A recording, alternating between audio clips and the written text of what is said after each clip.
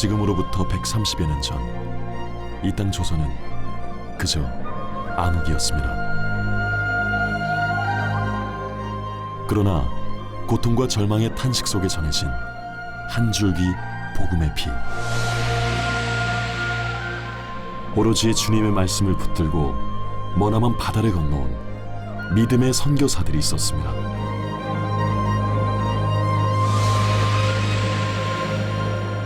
또한 하늘의 미랄로서고 이 땅의 백성들을 치유한 의료 선교사들.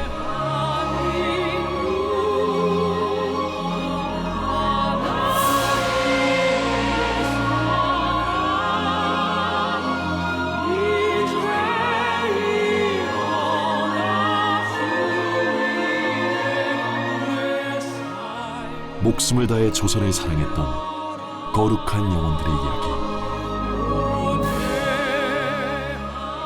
이제는 천국에서 불릴 그 이름 속에 깊이 새겨진 예수의 흔적을 만나봅니다.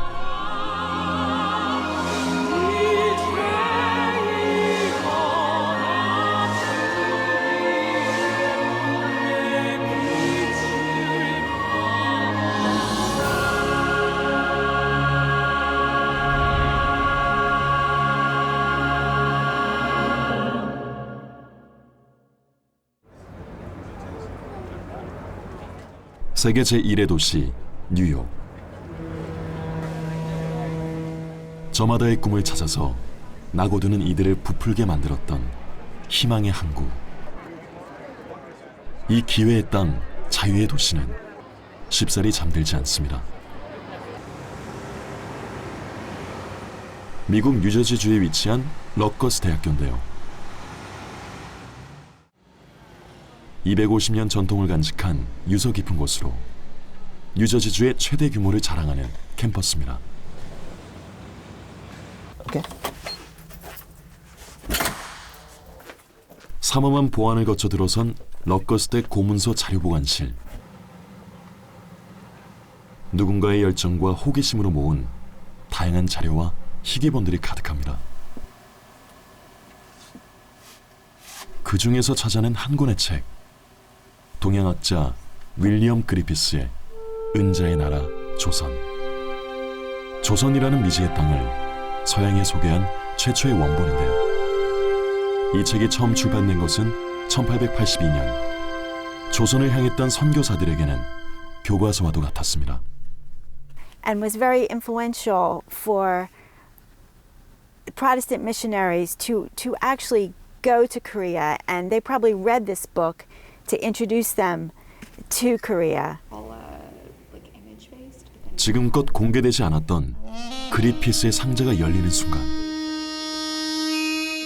당시 쇠국이라는 빗장을 꽁꽁 걸어두었던 조선이라는 나라, 그리하여 은둔의 땅이라 불린 곳.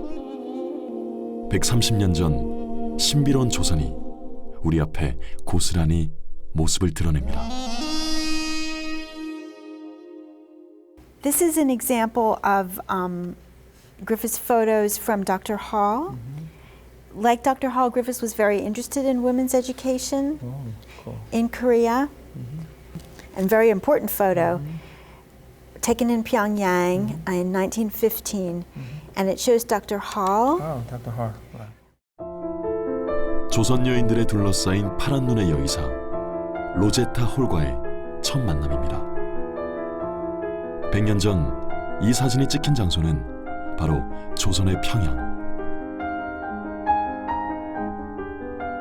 1890년 조선을 찾아와 평생 의료 선교에 헌신했던 로제타 셔우드 홀. 그녀의 곁에는 늘 조선의 여성들이 함께였습니다.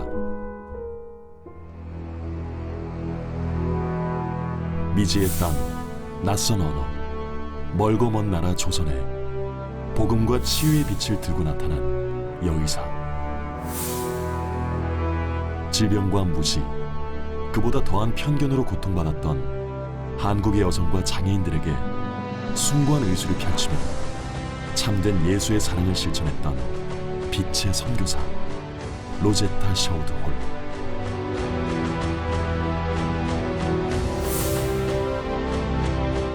그 누구보다 조선을 사랑했던 하나님의 사람 로제타 홀의 위대한 기록을 들여다봅니다.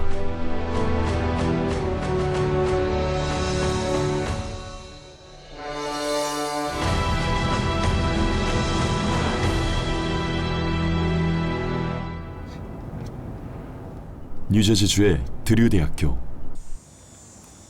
150년 전 감리교 신학교에서 출발해 명문 사립종합대학으로 발전한 곳인데요. 취재진이 찾은 곳은 드류대 역사 사료관입니다. 전 세계로 파견된 모든 선교사들의 기록이 보관돼 있는 이곳. 그야말로 기독교 선교 역사의 보물창고입니다. 이곳에서 우린 귀중한 역사를 만나게 됩니다. Here we are, Rosetta Sherwood Hall. 드디어 평생 선교사로서 한국에 헌신했던 로제타의 발자취와 마주하는 순간입니다. Clippings and as well as portraits, and toward the back there are even some forms that Dr. Hall filled out in her own hand, talking about her career and how she came to stay in Korea. 1890년부터 조선에 머물렀던 로제타의 43년간 기록들. 그녀의 선교 지원서에는 꼼꼼한 필체가 그대로 남아 있습니다. 1865년 뉴욕 리버티에서 태어난 로제타 셔우드. 어머니의 영향으로 선교사가 되기를 꿈꾸었고 1890년 의료 선교사가 되어 낯선 땅 조선으로 향합니다. 로제타가 찾아온 조선은 어땠을까요? 쇠국의 빗장이 열리고 밀물처럼 밀려든 개화의 문명들. 도깨비 불 마냥 밤을 밝히는 전등불에 놀라기도 하고 말없이도 달려가는 전차에 몸을 실어보기도 합니다. 혼란의 시대, 하루가 다르게 조선은 바뀌어갔습니다.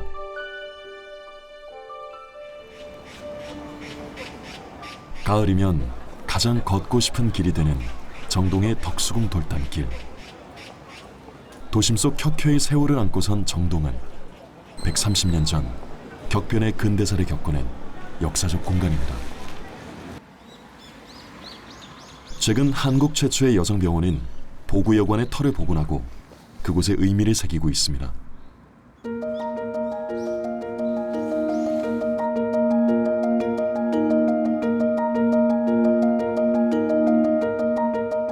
서구열강의 공사관을 비롯해 선교기관들이 하나둘 생겨나면서 조선 선교의 교두보가 되었던 정동.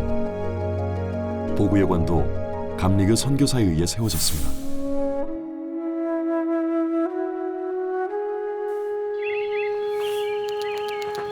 (1890년 10월 15일) 제법 쌀쌀한 가을 날씨. 로제타 셔우드 홀은 그녀의 첫 번째 부인지 보구여관에서 사역을 시작합니다. 당시 그녀의 나이 25살. 조선의 여성들을 치료하는 의사로서, 선교사로서 묵직한 첫발을 내딛습니다.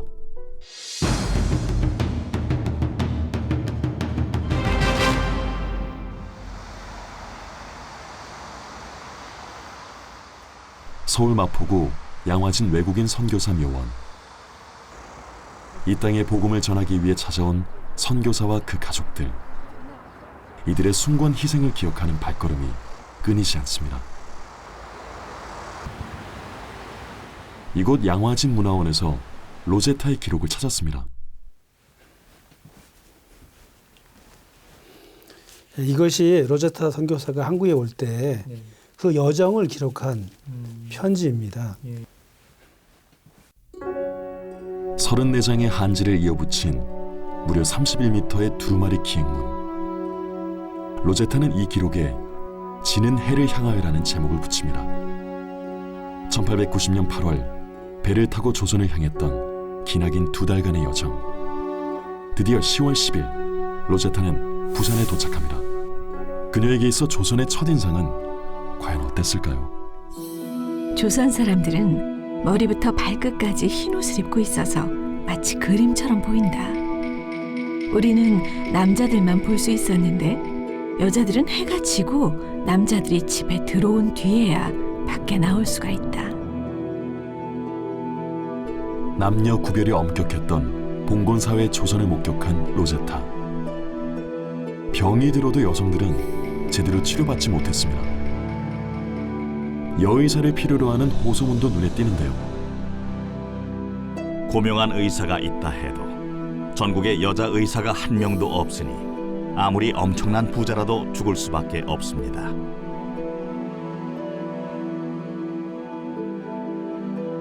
내 환자들은 진료실에 남자 의사가 있으면 절대 들어오려고 하지 않는다. 억지로 들어왔다고 해도 금방 간호사들 뒤로 숨곤 했다. 유교에 500년 동안 내려왔던 그 봉건적 사회 인식이 남성과 여성이 함께할 수 없다는 것. 특히 서양 남자한테 뭐 진찰하려면 가슴 열어야 되고 손 내밀어야 되고 여성 환자들은 접근이 불가능한 거예요. 미국 선교본부에서는 여자 선교사 중에도 의료 선교사를 선발해야 되는 거죠. 스크랜튼 박사가 자기가 하고 있는 병원 옆에 있던 한옥 건물을 그걸 병원으로 개조해서 그래서 문을 연 게 보구여관이에요. 첫 선교 부임지인 보구여관에 대해서 로제타는 무척 만족해합니다. 도착한 다음 날부터 나는 곧 병원 일을 시작했다. 약간 구조를 고친 조선 집으로 보기에도 훌륭하고 병원으로도 손색이 없다. 입원 환자들을 위한 방은 5개로 온돌이며 환자들은 따뜻한 바닥 위에서 쉬고 있었다. 내가 예상했던 것보다 병원은 훨씬 훌륭했다. 당시 미국에서도 부와 명예가 약속된 의사라는 직업. 그런데 로제타가 이 모든 것을 버리고 머나먼 땅 조선을 찾았던 이유는 뭘까요? 뉴욕 리버티의 부유한 집안에서 태어난 로제타 쇼우드. 당시는 미국 여성들의 사회 진출이 활발하던 시기였는데요. 16살 교사를 꿈꾸었던 그녀는 사범학교에 진학합니다. 20살 무렵 여성 선교사들의 강연에 감명받은 로제타는 펜실베니아 여자의과대학을 졸업하고 의료 선교사로서의 길을 선택합니다.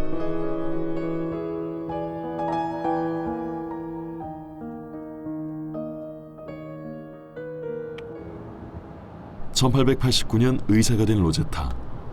그녀는 이곳 뉴욕 빈민가의 무료 진료소에 근무하면서 해외 의료 선교사로 파견될 날을 손꼽아 기다렸습니다. 뉴욕 세계 기독교 회관에 자리 잡은 감리교 해외 여성 선교회 본부인데요. 1869년 3월 보스턴 지역의 감리교 여성 신도 8명이 모여 창설한 선교회는 미국 여성들의 해외 선교 진출에 교두보가 되어 주었습니다. 로제타는 이곳의 지원을 받아 조선에 2번째로 파견된 의료 선교사입니다. 남성 위주의 해외 선교 영역에 독자적으로 여선교사를 파송하고 지원하면서 이들이 주목한 것은 다름 아닌 여성이었습니다. This period in mission history is often described as women's work for women, but they weren't focused entirely on spreading the Methodist Church. They were thinking about the connection with women around the world, and it was that kind of commitment to their sisters that drew them into places of service. In order for mission to succeed, they had to be the missionaries. There were places that men could not go. There were missions that men could not do. So I believe that is clearly traced in the history of Korea. To open the door in terms of education and medicine were gifts. 또 다른 로제타의 행적을 찾아서 미국 콜로라도로 향합니다. 반갑습니다. 네, 반갑습니다. 어서 오세요. 네. 아, 예. 여기 에스더 재단이군요. 예. 조선에 파견되었던 선교사들의 행적을 발굴하고 복원해온 에스더 재단. 이렇게 뭐 책들이 좀 자신도 있고 혈액 그다음에 종양학 의사인 김현수 대표는 로제타와 남다른 인연을 이어가고 있습니다. 로제타 홀이 이렇게 선교 초기에 일기 4권을 남겼고요. 그다음에 육아일기로 딸 에디스를 위해서 한 권, 예. 또 아들 셔우드를 위해서 한 권 그렇게 남겨서 총 6권입니다. 예. 셔우드하고 한국에 버려질 돌아가는 뻔했던 로제타의 일기를 발견하고 한글로 번역해 세상에 소개한 김현수 박사. 고문으로 된 로제타의 일기 원본을 일일이 옮겨 적고 번역하는 것은 여간 고된 작업이 아니었습니다. 그럼에도 매 순간이 감동입니다. 폰글스를 영어로 옮기면서 그분이 날마다 접했던 생활이 너무 눈에 그대로 보여지고 그분이 바로 내 안에 계시는 것 같은 그런 걸 느꼈어요. 분명히 하나님은 125년이 지난 이 시대에 우리한테 무언가를 로제타의 다이어리를 통해서 로제타의 삶을 통해서 전하고자 하시는 그런 메시지가 있다는 것을 제가 느꼈어요.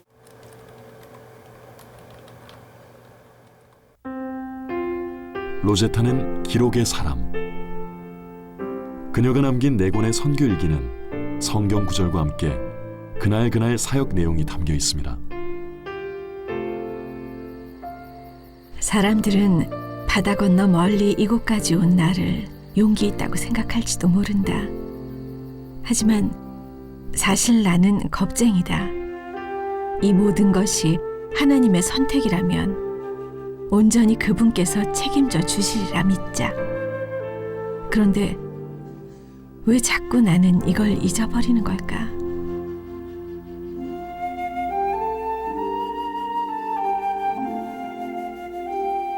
그녀를 찾는 여성 환자들이 점점 늘어나면서 바빠지기 시작한 로제타.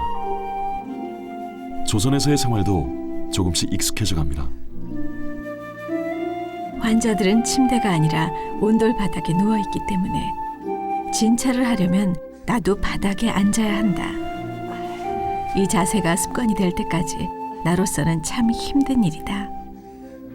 하지만 무료로 운영되는 병원이다 보니 여러모로 이 방법이 경제적인 것 같다. 그녀가 부임한 첫 해 제법 큰 수술도 있었습니다. 시골에서 올라온 16살 소녀가 있었는데 4년 전 입은 화상 때문에 소녀의 손가락 3개가 손바닥에 엉겨붙어 버렸다. 로제타는 소녀의 붙은 손가락을 떼어내는 데 성공하는데요. 그 후 한 달 뒤의 일이었습니다. 소녀의 손이 잘 아무나 했더니 속살이 훤히 드러날 정도로 피부가 떨어져 나갔다. 나는 내 팔에서 피부 3조각을 떼내 소녀의 피부에 이식해 주었다. 그 뒤 내가 피부를 떼내 소녀에게 주었다는 소문이 사방에 퍼졌다.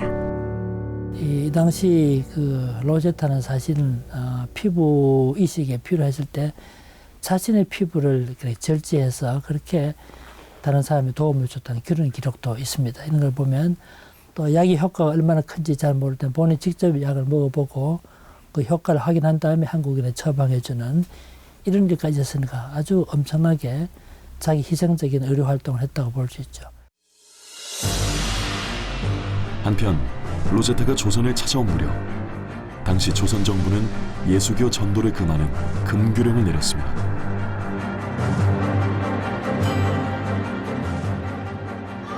더불어 선교사들에 대한 흉흉한 소문도 나돌았는데 아이고 그 소문이 참말인갑소. 왜요? 무슨 소문? 아니 그 소문 못 들었어? 그 서양에 그 선교사인지 뭔지가 애들을 잡아다가 누나를 뽑아서 약으로 쓴다지 뭐요. 참말이요? 참말인지 거짓부렁인지 모르겠고 하여튼가 이거 너무 해괴망측해서는 아유. 그야말로 조선 선교 역사에 찾아온 위기. 외국인에 대한 반감도 극에 달하면서 선교사들의 안전마저 위협받기도 했습니다. 거기에 이제 폭발적으로 군중들이 호응을 한 게 소위 영아소동, 소위 수구파들이 퍼뜨린 잘못된 소문들이죠. 조선 아이들을 뭐 해부한다, 뭐 미국의 노예로 판다, 뭐 놀이개로 삼는다는 이런 잘못된 그런 소문들을 막 퍼뜨리게 되는 거죠. 수구파 쪽에서. 그러다 보니까 이게 군중 폭동으로 일어나서 선교사 가족들에게 돌을 던지고 린치를 가하는 이제 그게 바로 영아소동이죠. 한편 그 무렵 조선에는 역병이 돌면서 수만 명이 죽어갔는데요. 이때 몸을 아끼지 않고 민중들에게 다가가 치료해준 이들이 바로 서양 의료 선교사들이었습니다.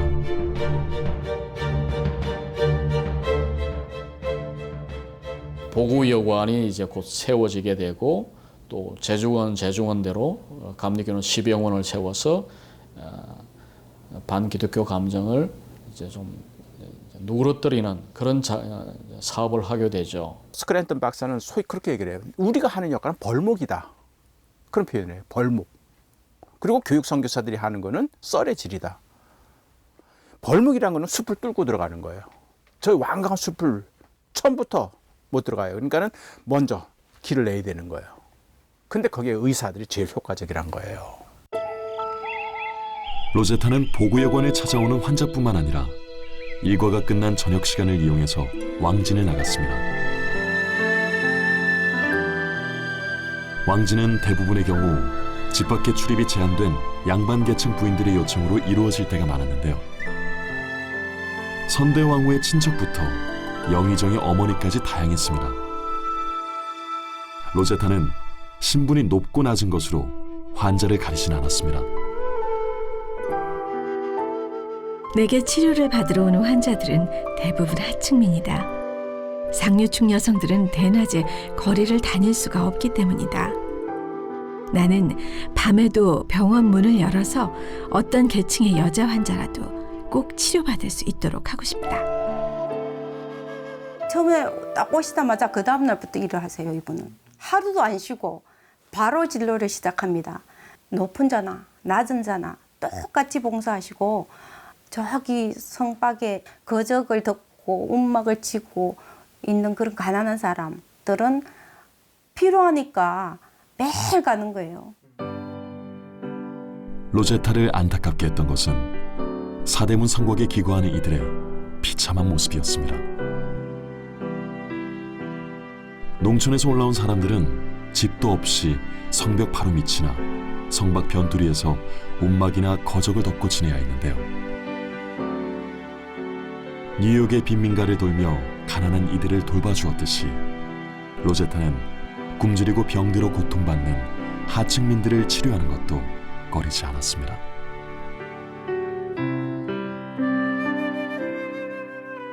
무료 진료소였던 보구여관. 순박한 조선 사람들은 그들 형편대로 꼭 로제타에게 감사의 표시를 하곤 했습니다. 진료소에 오는 사람들은 항상 많이 고맙소라며 감사해야 한다. 형편이 되는 사람은 감이나 밤 또는 계란 꾸러미를 나에게 선물했다. 어떤 수술 환자는 수탉 1마리와 암탉 3마리도 주었다.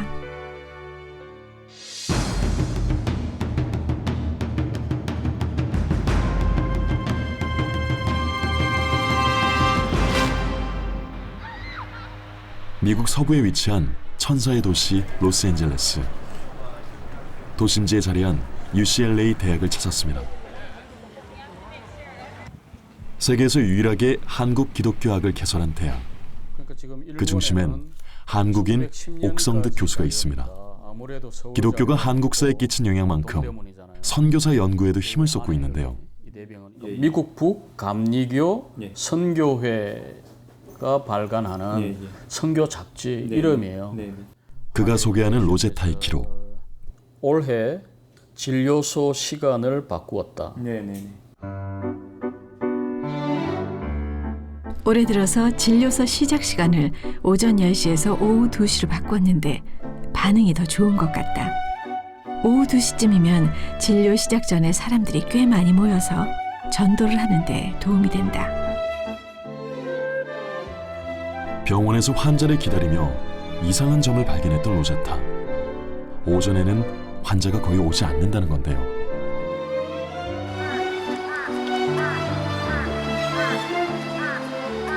(10시) 이전에는 아침을 먹지 않고 낮에는 여성들이 거의 집 밖에 나오지 않는다는 점을 알게 된 로제타. 결국 보구여관의 진료 시간도 조선 여성의 생활에 맞게 조정하기로 결심한 겁니다. 오후 2시라고 하는 그 시간의 그 변경이라고 하는 것은 여성들이 그런 선교 기관에 올 수 있도록 그 편리를 도와주는 것이죠. 예, 그래서 더 많은 여성들이 기독교 기관에 와서 몸을 고칠 뿐만 아니라 자기들의 영혼을 고칠 수 있는 기회, 그것을 주는 것이죠.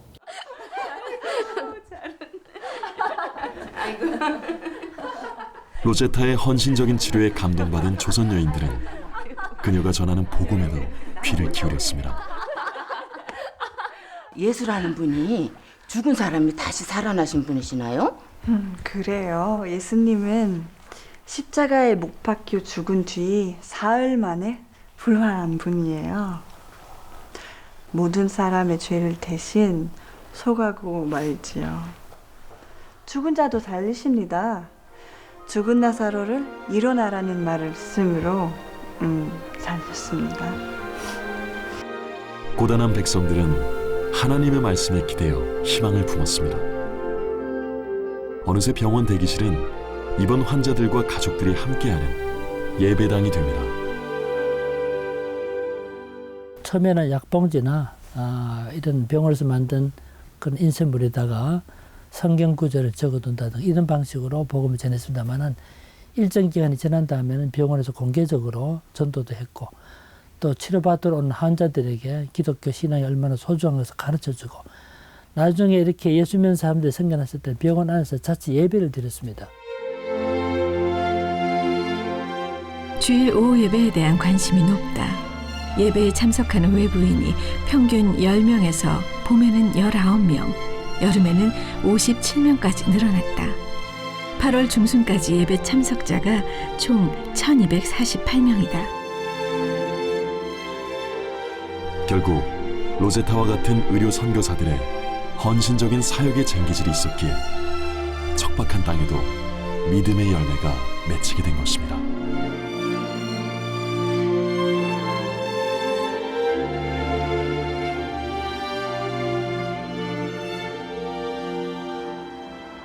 무수한 세월의 이끼를 얹고선 100년 성곽은 과거와 오늘을 이으며 오롯이 서 있습니다.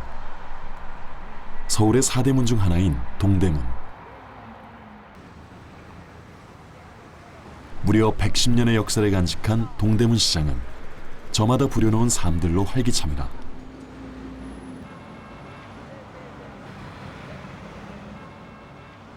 (100년) 전 동대문은 그 어느 곳보다 가난했던 동네.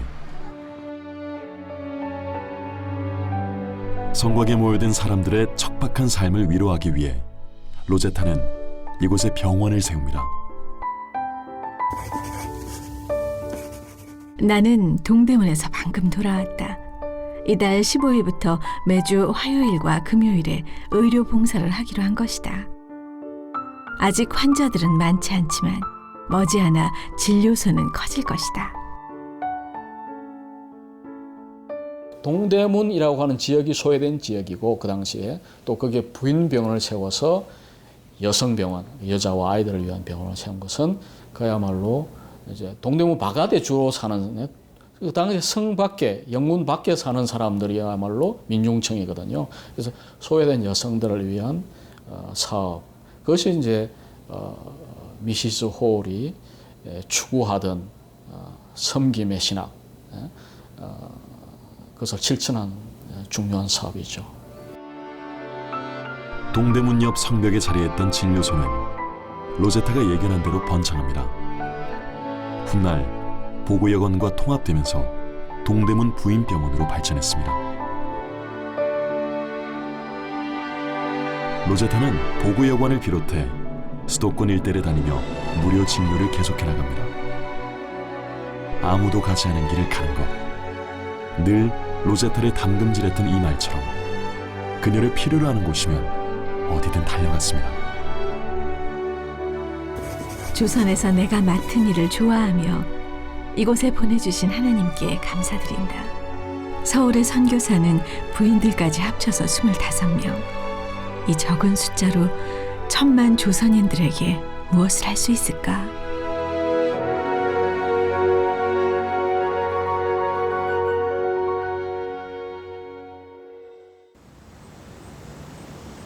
미국 뉴저지 드류대 감리교 역사사료관. 이곳에서 우린 로제타를 만나면서 반드시 찾아야 했던 또 한 사람을 발견했습니다.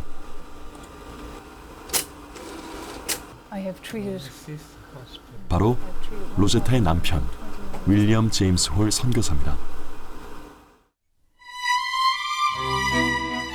사랑하는 약혼녀 로제타와 함께 의료 선교를 꿈꿨던 윌리엄 제임스 홀. 1860년 캐나다 온타리오에서 3남 2녀 중 마지로 태어난 그는 퀸즈 대학에서 의학 공부를 시작했고 그때부터 의료 선교사가 될 것을 결심합니다.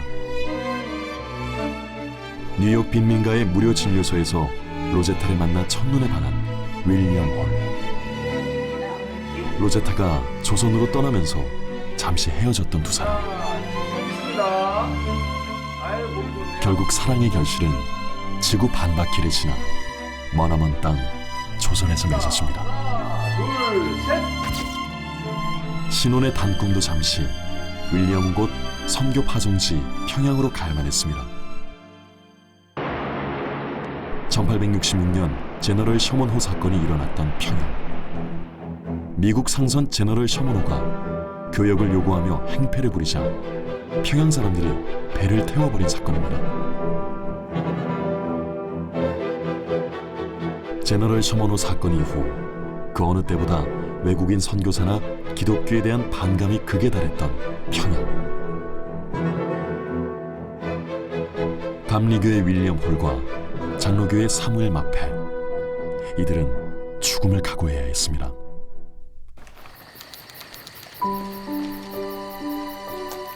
(1892년 9월) 평양에 도착하자마자 윌리엄 홀은 여관에 머물면서 환자들을 돌보기 시작했습니다.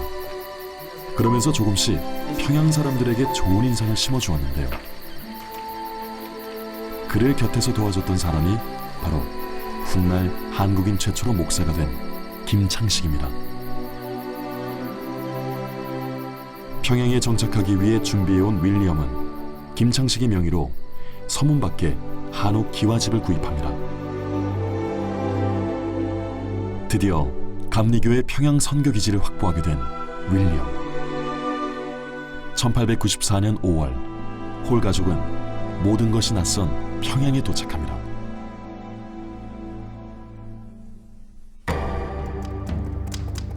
평양에서의 진료소 설립은 순탄치 않았습니다.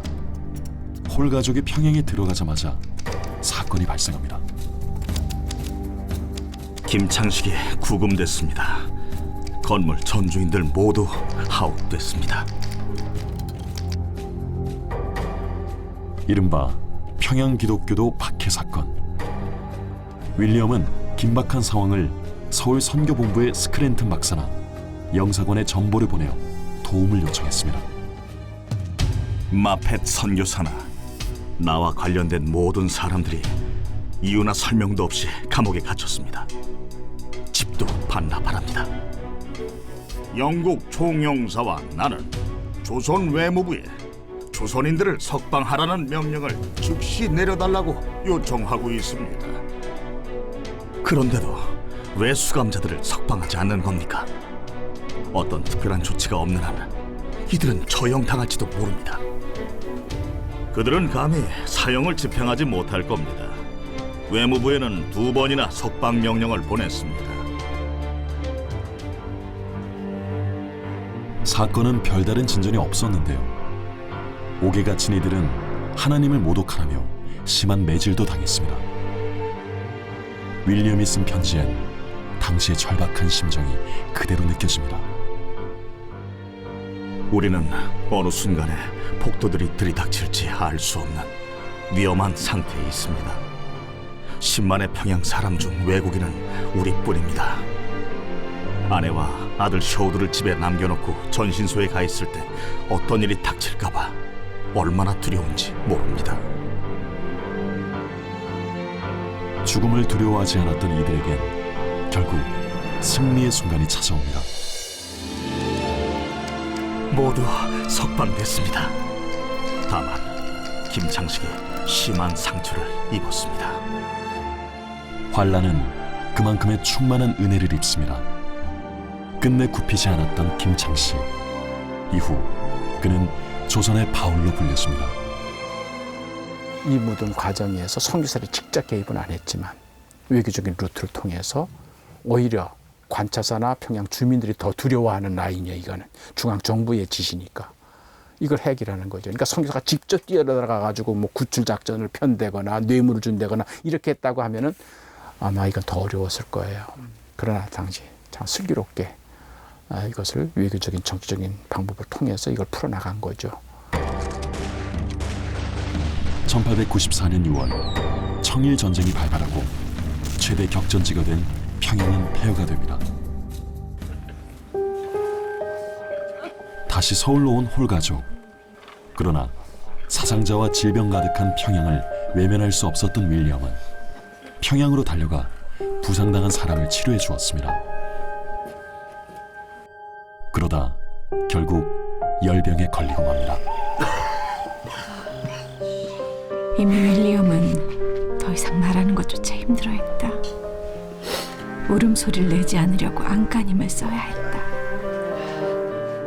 그러나 아무리 애를 써도 베개는 눈물로 젖었다. 그 어느 때보다 간절한 기도가 터져나왔다. 제발 사랑하는 남편을 데려가지 말라고. 이제 겨우 다시 만났는데 다시 더 멀리 떠나보내야 합니다. 석양이 내려앉을 무렵 윌리엄은 영원한 안식에 들기 위해 예수님 품에 안겨 고요히 잠들었다. 저 천국에서나 순탄할까요? 시련과 핍박이 기다렸던 평양을 향해서 죽음도 두려워하지 않고 나아갔던 윌리엄 제임스 홀 선교사. 너무도 짧았던 그의 생이지만 그의 죽음은 깊은 울림이 되어 평양을 향한 부흥의 깃발이 됩니다.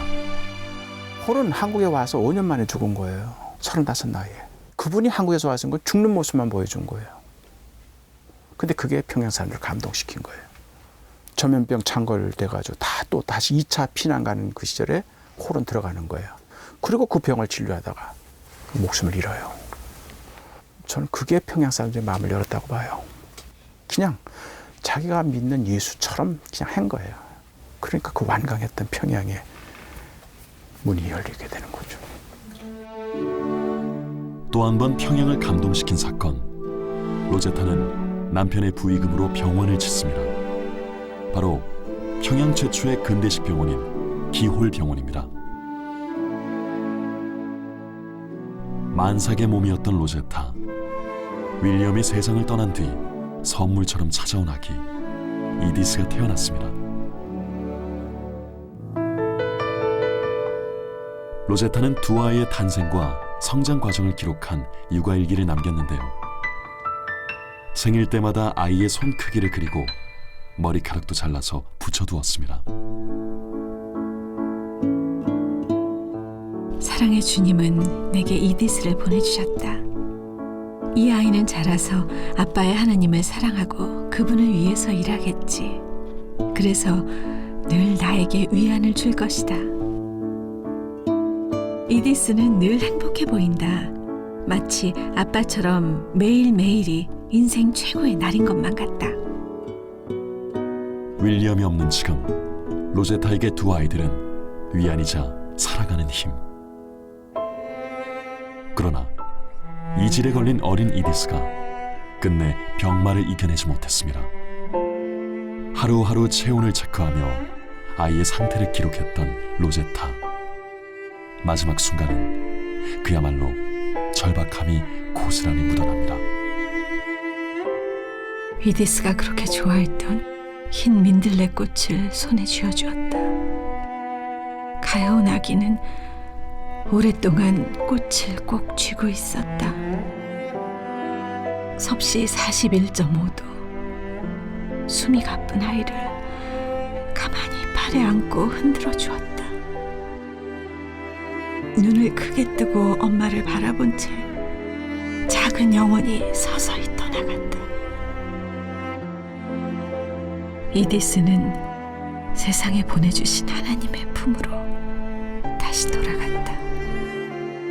이디스의 육아 일기는 작은 관과 아이의 손에 남겨진 민들레 꽃이 마지막이었습니다. 삶을 포기하고 싶은 그런 순간이 극적으로 이분한테는 많았어요. 특별히 그 두 분, 남편을 잃었을 때, 또 딸을 잃었을 때. 그때 자신을 정리하는 그 과정이 저는 너무나 존경스럽습니다. 나도 그 상태에 있었으면, 그런 지경에 처했으면 저분처럼 저렇게 잘 사귀어낼 수 있었을까. 남편의 죽음에도 의연했던 로제타. 결국 사랑하는 딸마저 떠나자 깊은 상실감에 빠집니다. 밤이 찾아오면 쓸쓸함도 함께 온다. 간절한 그리움이다. 제잘되던 어린아이의 입맞춤과 조그마한 손이 없어진 지금, 그 아이가 없는 삶은 너무도 힘겹다. 그러나 우리가 이해하지 못하는 다른 이유로 하나님께서는 그 아이를 데려가셨으리라.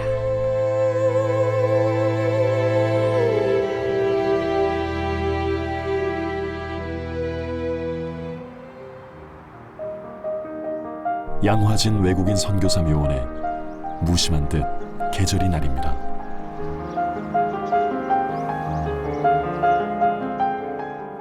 로제타 가족이 묻힌 곳.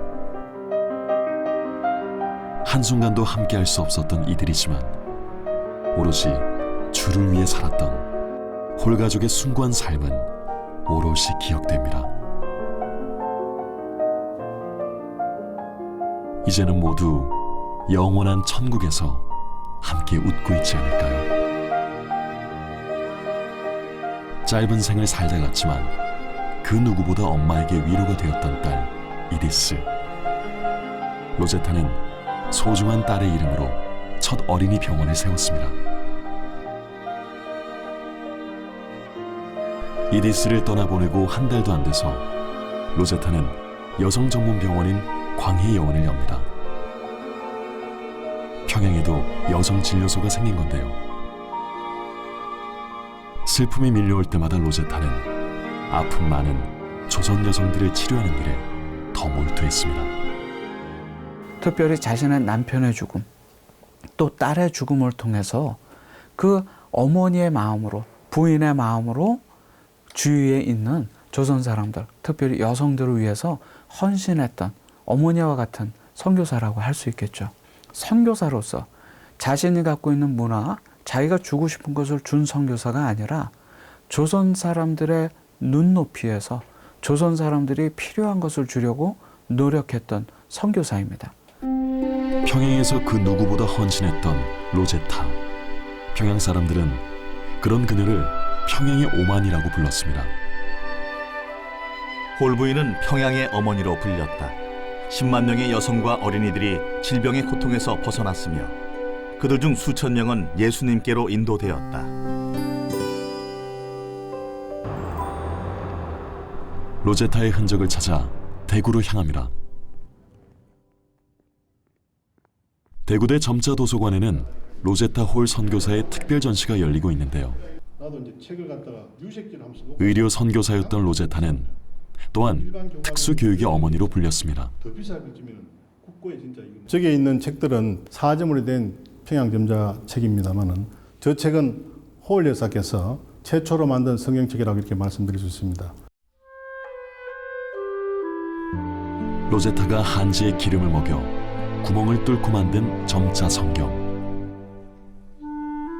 당시 뉴욕에서 사용되었던 4점자 방식을 한글에 최초로 접목한 것입니다. 남편을 잃고 미국으로 건너갔던 로제타. 그곳에서 시각장애인을 위한 한글 점자를 연구했습니다. 그리고 다시 돌아와서 맹인 소녀들을 가르쳤습니다. 에이! 이보시오 사양 이사 양반! 도대체 뭘로 우리 애를 꼬드긴 거야? 앞을 못 보는 병신이 뭘 할 줄 안다고? 병신이라뇨. 이 아이도 성한 사람처럼 살 수가 있어요. 우리를 그냥 내버려 두시오. 우리 아이한테 희망을 주지 말란 말이오. 에이씨. 100년 전 시각장애인들에게 배움은 사치였습니다. 부모들의 방치에서 제대로 걷지도 못하는 아이들도 많았습니다. 앞 못 보는 이들도 배우면 된다고 부모를 설득해도 오히려 더 많은 편견에 부딪혔습니다. 로제타가 처음으로 점자를 가르쳤던 소녀는 바로 오봉래. 1894년 평양에서 로제타는 점자책으로 봉래를 가르쳤고 그녀는 점자를 배운 지 1년 만에 기도문을 읽을 수 있게 됐습니다. 일본 유학을 다녀온 봉래 또한 특수교육 교사가 됩니다. 봉래를 시작으로 시각장애인들도 할 수 있다는 것을 보여주자 사람들의 시선도 달라졌습니다. 결국 조선의 첫 번째 맹인 학교와 농아 학교가 세워졌습니다. 평양여학교에는 맹인반이 추가되었는데요. 장애를 가진 이들이 정상적인 소녀들과 함께 배워야 한다는 것이 그녀의 생각이었습니다. 호월 여사가 평양에서 1898년에 시작한 그 맹농아 교육은 우리나라 근대 교육, 근대 특수교육의 효시라고 볼 수가 있습니다. 장애인과 비장애인들이 함께 할 수 있는 공간을 꿈꾸었고 그걸 교육 현장에서 현실화했고 어떻게 보면 성경적으로 로제타 홀은 가장 약한 자를 들어서 가장 강하게 쓰임받도록 했던 성경적인 원칙에 충실했던 선교사라고 할 수 있습니다. 서울 강북구에 자리한 한빛 맹학교. 오케스트라 단원들의 연습이 한창입니다. 비장애인들과 마찬가지로 단원들은 점자 악보를 보며 악기의 연주법을 배우고 합주를 합니다.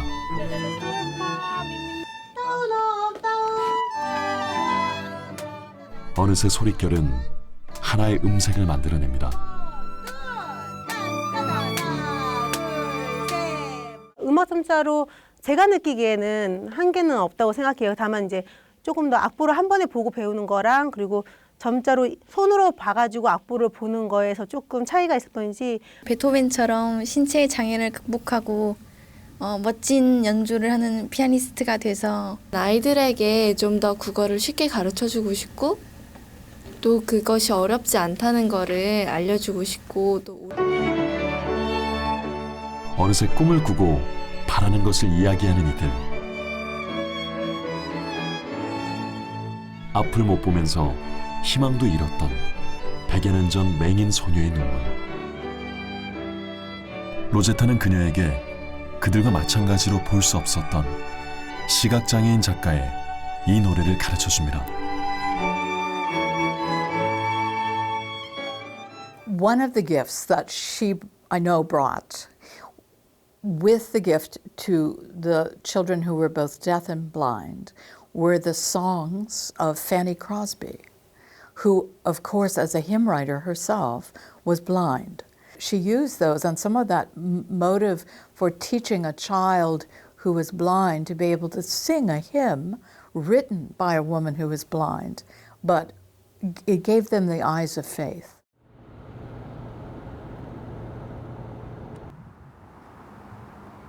미국 콜로라도 스프링스의 로키 마운틴 암센터. 이곳에서 혈액 종양암 전문의를 일하고 있는 김현수 박사는 애리조나 의대 최초의 한국인 의사입니다. 그러다가 한국 최초의 의사였던 박에스더에 관심을 가지게 되었고 그의 인생의 스승이자 든든한 조력자가 되어주었던 로제타와 만나게 된 겁니다. 한국인 스스로가 자기 백성을 가르치고 치유하고 하려면은 이 사람들을 키워서 교육을 시켜야 된다고 믿었죠. 선교사로 한국에 도착했을 때 도착하자마자 이 학당의 학생들을 보면서 벌써 그 작업을 시작하신 거예요.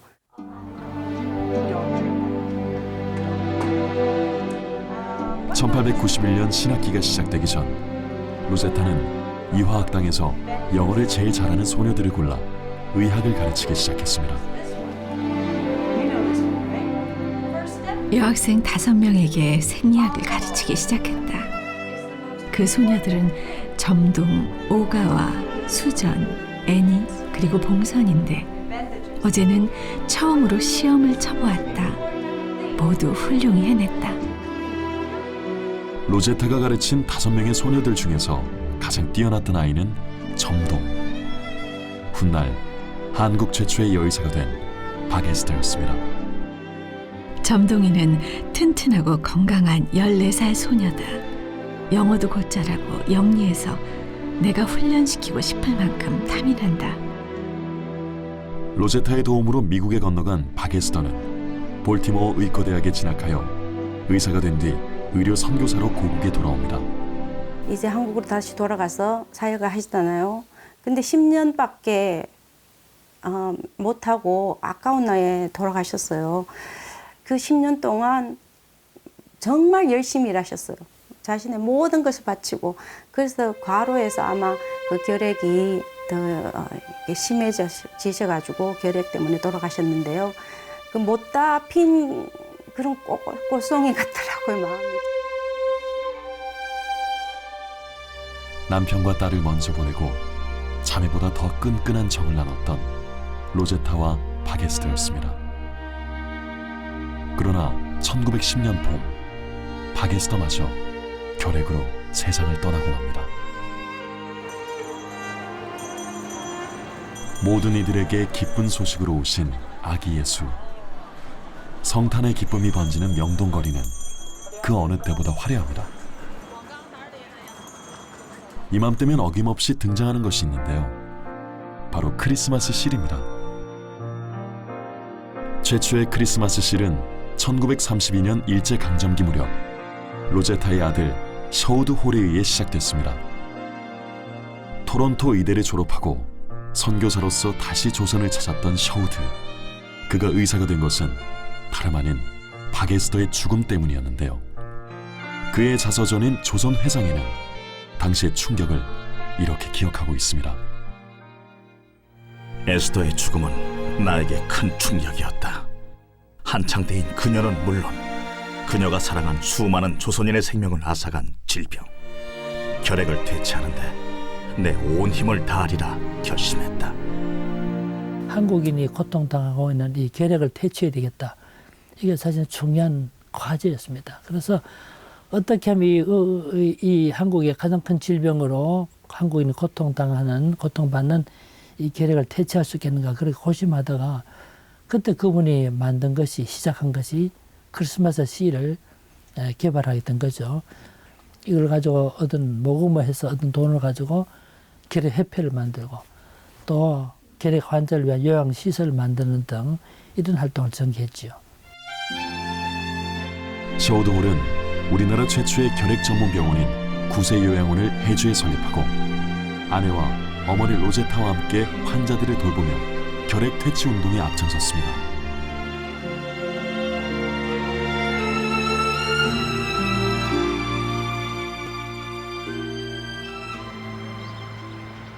지난 1월 25일 고려대학교 의과대학에서는 아주 특별한 행사가 열렸습니다. 교수들의 예비 의사들에게 의사의 상징인 흰 가운을 입혀주는 화이트 코트 세레모니인데요. 귀중한 생명을 다루는 의사로서 흰 가운은 이 순간 남다른 마음 자세를 가지게 합니다. 어렸을 때 이제 여의사를 병원에서 처음 보고 나서 굉장히 이제 멋지다고 생각했고 굉장히 내 인생에 이것을 걸어도 좋겠다 이런 생각이 들어서 필요한 곳에 가서 저를 필요로 하는 사람들에게 의술을 베풀면서 사는 사람이 되고 싶어요.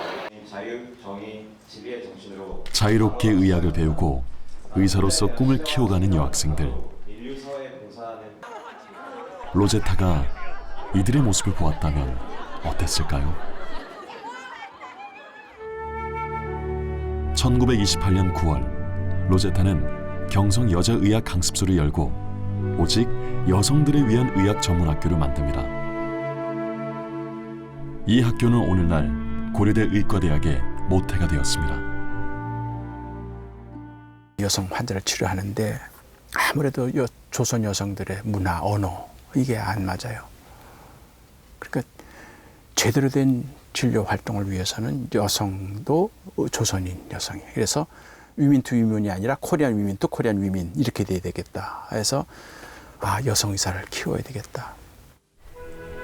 1911년 봄, 에스더가 세상을 떠난 뒤 광해 여원을 혼자 감당하기 버거웠던 로제타는 미 감리교 해외 여성 선교부에 편지를 보내 여의사를 보충해 줄 것을 요청합니다. 덧붙여 여성 의료 양성에 대한 중요성도 강조하는데요.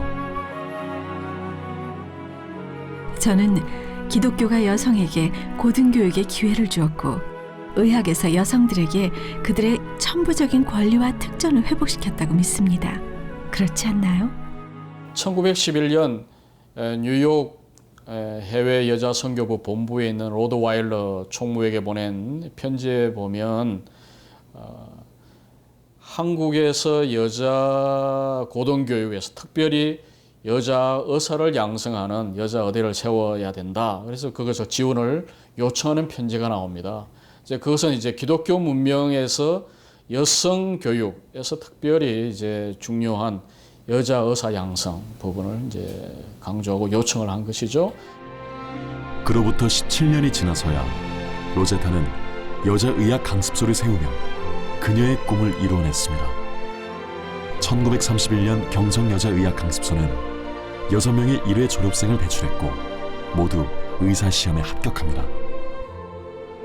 나 똑같은 그런 사람들 세우는 게 자기가 할 일이에요. 그래서 자기가 죽은 다음에도 내가 했던 일을 계속 할 수 있는 사람, 여성으로서, 의사로서, 기독교 마음을, 예수의 마음을 가지고 사역을 해나갈 수 있는 사람. 나는 죽어서 없어져요. 그러나 내가 오늘날까지 살아오면서 여성으로서, 의사로서, 예수의 사람으로서 살았던 이 삶은 계속되는 거죠. 내가 죽었어도.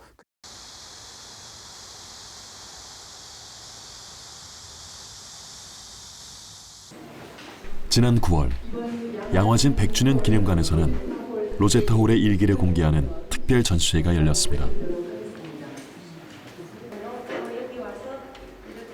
1890년 배를 타고 조선에 도착했던 25살의 여선교사 로제타 셔우드 홀.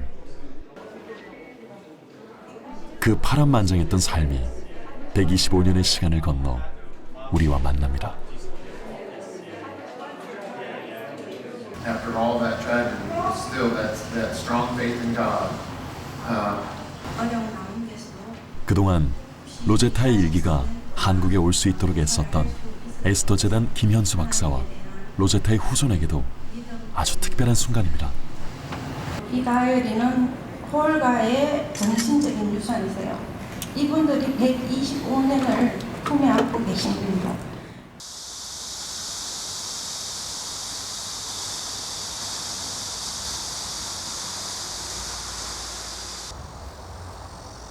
미지의 땅 조선을 선택해 선교 개척자로서 그 누구보다 치열한 삶을 살아냈던 로제타 셔우드 홀.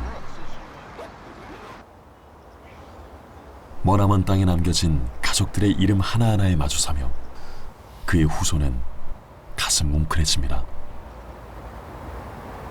And I'm looking forward to getting to know my great-grandmother even better as I reread and read her journals. And I look forward to seeing her one day in heaven too, and talking with her about all that. 1933년 68세의 나이로 43년의 사역을 마친 로제타는 고향으로 돌아갑니다. 그러나 마음으로는 여전히 조선을 떠나지 못했습니다. 돌아보면 결코 순탄치 않았던 그녀의 삶. 사랑하는 남편과 딸, 그리고 동료들을 떠나보내면서 숱한 눈물도 삼켜야 했습니다. 그럴 때마다 그녀의 곁에서 위로가 되어준 것은 바로 이 땅의 사람들이었습니다. We could say she was a saint. because of what she did, lives were changed, not for just one generation, but for countless generations. 암흑에 있던 조선의 여인들을 빛으로 인도한 사람이에요. 눈을 뜨게 하고 그 길을 보여준 사람이라고 저는 생각합니다. 한 불행한 가족의 이야기가 아니라 어떻게 보면 우리 기독교 신앙의 가장 중요한 본질을 보여주고 있다고 생각합니다. 그것은 우리들의 소망이 이 땅 위에 있는 것이 아니라 하늘나라에 우리들의 소망이 있다는 중요한 메시지이고, 가장 환경이 열악한 조선에 와서 조선의 민중들을 위해서 그런 노력을 했다는 것은 우리에게 깊은 감명을 줄 뿐만 아니라 오늘을 사는 우리들이 본받아야 할 좋은 귀감이 아닌가 생각합니다. 1951년 4월 5일 86세의 나이로 소천한 로제타는 그녀가 생전 원했던 대로 양화진 선교사 묘원에 있는 남편의 곁에 안장되었습니다. 먼 길을 돌아 비로소 온전히 사랑하는 가족과 함께한 로제타입니다. 조선 사람들을 위해 헌신하며 하나님의 사랑을 실천했던 로제타 홀 선교사. 고통 속에 살아가던 이 땅의 수많은 여성들과 어린이들에게 따뜻한 영혼의 안식처가 되어준 그녀. 그 숭고한 사랑은 바래지 않고 영원히 빛으로 남아 있습니다.